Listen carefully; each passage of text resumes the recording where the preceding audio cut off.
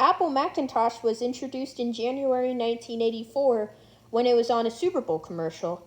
The Mac was a massive success and the units sold were off the charts. The Mac deserved its fame because it was easy to use compared to other computers at the time.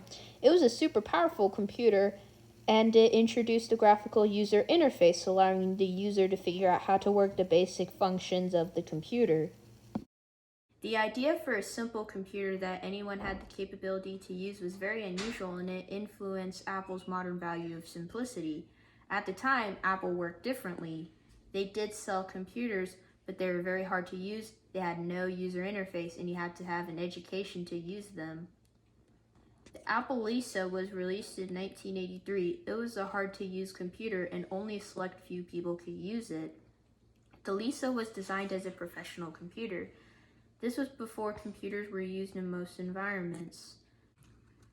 The flagship Apple Macintosh 128K was released on February the 24th, 1984, and it was a massive success. It had 128 kilobytes of RAM, and modern computers have 30,000 times that. It also came with a built-in 9-inch monochrome screen, and it sold for nearly $2,500. In today's money, that's over $7,000. The Macintosh 128K was a very powerful computer at the time, and 6.8 million units were sold. The main feature of the Macintosh was a graphical user interface. It was such a massive success that a new line of Apple computers called the Macintosh was released. This included the Macintosh Portable, Macintosh Color, and later the next flagship Macintosh computer. The iMac G3 was released in 1998. It changed the way computers use the internet. Connecting to the internet was so simple, it popularized the phrase, "there's no step 3, meaning that the user simply had to plug in an Ethernet cable to connect to the internet.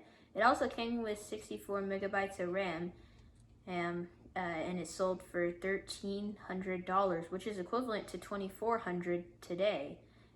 It saved Apple from a state of struggle in the company. The computer also came in 5 colors, a leading feature for the iMac G. Nowadays, the Macintosh, now nicknamed the Mac, is a very successful part of Apple. It led to the transition of PowerPC to Intel, and later Intel to Apple Silicon, and also made the MacBook and several other important computers. Macs also set standards for other computers for other companies, including HP, Dell, and Microsoft.